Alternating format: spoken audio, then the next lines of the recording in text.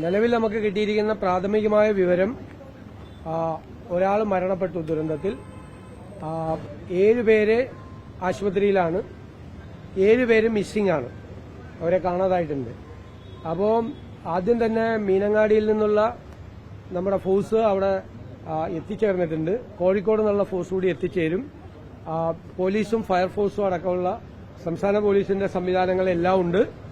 അതുപോലെ തൃശ്ശൂരിൽ നിന്ന് ഡിഫൻസിന്റെ ഒരു സെക്യൂരിറ്റി ഫോഴ്സ് റെഡിയാക്കി നിർത്തിയിട്ടുണ്ട്. എല്ലാ സംവിധാനങ്ങളും അവിടെ വളരെ പെട്ടെന്ന് എത്തും.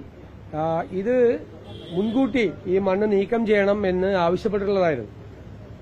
ജില്ലാ കളക്ടറും ഡിസാസ്റ്റർ മാനേജ്മെന്റ് അതോറിറ്റിയുടെ ചെയർമാനും 20-ാം തീയതി തന്നെ ഉത്തരവിറക്കി ഇതെല്ലാം നീക്കം ചെയ്യണമെന്ന് പറഞ്ഞിരുന്നതാണ്.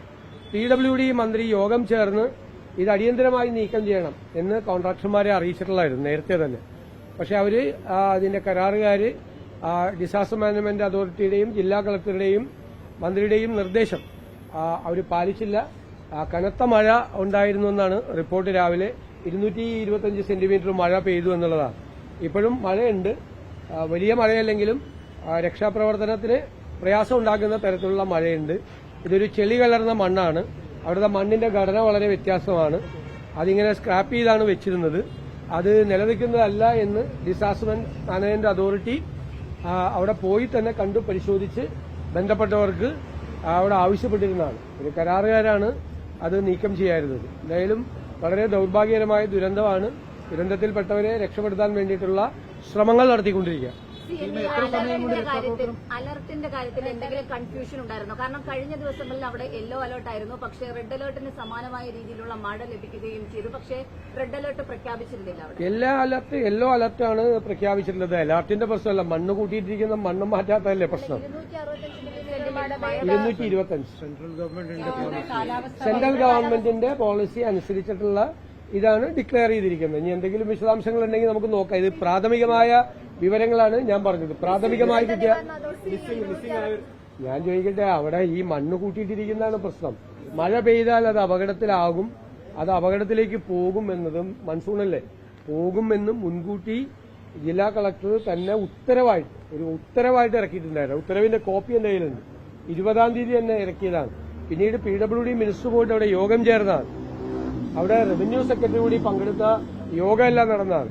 ഗവൺമെന്റിന്റെ ഭാഗത്തു നിന്നും ഡിസാസ്റ്റർ മാനേജ്മെന്റ് അതോറിറ്റിയിൽ നിന്നും അവർ ചെയ്യാൻ കഴിയുന്ന എല്ലാം ഇത് ചെയ്തിട്ടുണ്ടായിരുന്നു. അവരത് അനുസരിച്ചില്ല എന്നുള്ളതാണ് ഏറ്റവും പ്രധാനപ്പെട്ട പ്രശ്നം. അത് ഇപ്പോ അവിടുത്തെ ഈ ഫോഴ്സുകളെല്ലാം അവിടെ എത്തിയിട്ടുണ്ട്. മഴയുടെയും ഈ മണ്ണിന്റെ ഘടന, ഒരു ചെളി കലർന്ന മണ്ണാണ് ഇതുള്ളത്. അത് റിമൂവ് ചെയ്യുന്നതിന് വേണ്ടിയിട്ടുള്ള നടപടി 8 എസ്കലേറ്റർ അവിടെ ഉണ്ട്, നേരത്തെ തന്നെ അവിടെ ഉണ്ട്. അതുകൊണ്ട് മണ്ണ് നീക്കം ചെയ്യാനുള്ള വേറെ പ്രശ്നങ്ങളൊന്നുമില്ല. എക്യുപ്മെന്റ്സിന്റെ അഭാവമൊന്നും ഉണ്ടാവില്ല, ഫോഴ്സിന്റെ അഭാവമൊന്നും ഉണ്ടാവില്ല. കോഴിക്കോട് നിന്നുള്ള ഫോഴ്സ് കൂടി എത്തും. അതിനു മുമ്പ് പോലീസും ഫയർഫോഴ്സും എല്ലാവരും ഉണ്ട്.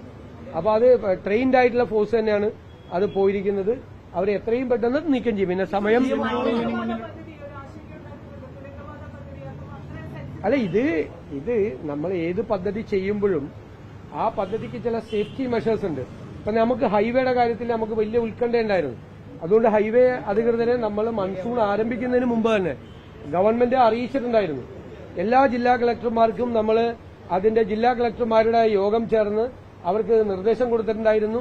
എല്ലാ സ്പോട്ടിലും, എല്ലാ പ്രോൺ സ്പോട്ടിലും പോയി ജില്ലാ കളക്ടർമാർ തന്നെ ഹൈവേ പണിയുന്നതിന്റെ പോയി അന്വേഷിച്ചിരുന്നു. പിന്നെ മഴ കുറഞ്ഞതുകൊണ്ടാണ്.